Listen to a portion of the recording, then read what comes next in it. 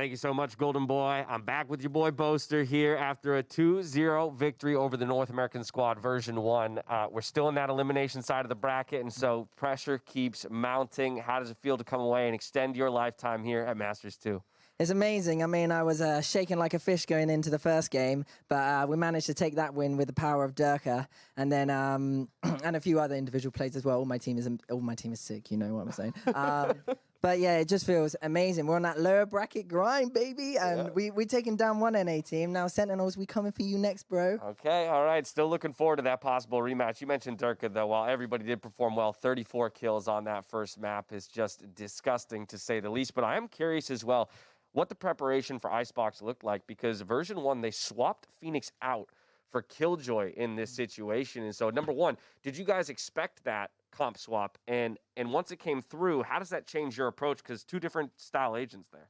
Yeah, I mean, of course, we didn't expect the Killjoy to be coming out. And frankly, I think I preferred that the Killjoy did come out because it's a more familiar comp for us. Okay. Like, EU plays this sort of comp and stuff, and they still didn't have the Sage. So we were like, boys, we got this. Just delay plan and, you know, just shoot them through smokes. That's how it is. And that's kind of what we did. And I mean, that actually, to be fair, I say that's kind of what we did, but that game was squeaky bum time, like overtime, and it was like a bit scary. Yeah, you had to win 2 at the very end just to put it to overtime, and then win 2 in a row there, of course, to take it. So it definitely did come down to the wire. But you mentioned the Sage as well. Heard a lot of conversation between analysts and teams alike. Some still refusing to run it on Icebox. Do you feel it's necessary? We tried running a Sage without a Sage once, and it didn't go too well. So I think she's just so strong, you know. I just think you're kind of making your life harder if you don't have her, you know. She does simplify stuff when you need to simplify it. Like if you feel like you're playing a LAN game and the team's all scared and stuff, just pop a Sage wall up and you're chilling, you know? Like I think the slows are really good as well. Okay, I'm going home and I'm putting some work in on Sage. We moved to Ascent. Again, version 1 with a bit of a comp swap. Now, they have played this earlier in the tournament against Crazy Raccoon, but they had no Viper this time, which we had seen them run successfully. Right, exactly. That's kind of what I was thinking. And again, they bring out the Phoenix. So, like, do you think that they were predicting something from you? They feel like it was certainly oriented against you? Because it was peculiar to have seen them found success with Viper and then ditch it.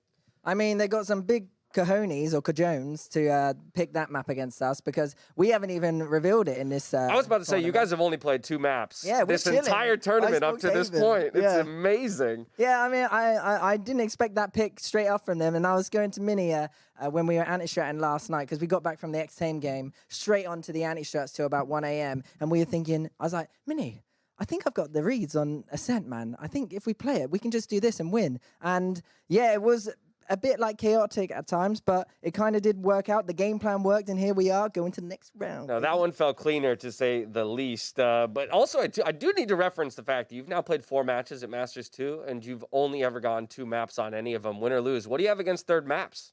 Well, you know, sometimes I used to say to the boys when we're playing the qualifiers online, yo, boys, let's get this 2-0 because I need to go home and have dinner.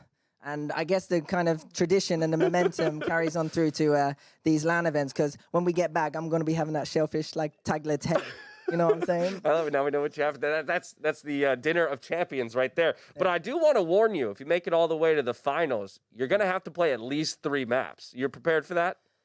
Born ready. We're gonna, Okay. I think for finals, we like to whip out 5 maps. There it really is. showcase the maps. You know, like, starve us of that closeness until the very end and then leave us wanting for it. Celebrations, man. Who's coming up with these? These are brilliant.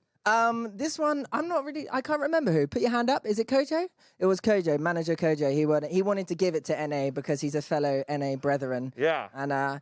And also, you know, on Reddit, everyone's like, NA on top, you know, NA supremacy. Yeah, it was short-lived. Yeah, it was short-lived today, but Sentinels are still front runners, so they're looking tasty. All right, final question from here. You play the winner of Team Liquid versus Vikings, so there's a possibility of that Europe v. Europe matchup and spilling blood in that regard. But Vikings, I think, for a lot of people, has kind of flown under the radar. So just real quick, because we're about to see that matchup, what are your thoughts ahead of it? Obviously, I want to support the EU boys, but at the same time, I kind of want to battle against some Brazilian teams because we haven't touched them in scrims or anything. So it'll be sick to see their kind of play style and adapt with that. But I'm fine with any winning. All I know is that heads down, VOD's on, and we're coming in guns blazing. You heard it here first. Down with Team Liquid. No, I'm just kidding. Either way, we're set up for a great battle coming up next. Boaster, again, congratulations on the victory. Thank you for taking the time. Thank you very much. From here, we're going to a break. When we come back, it's Team Liquid versus Vikings.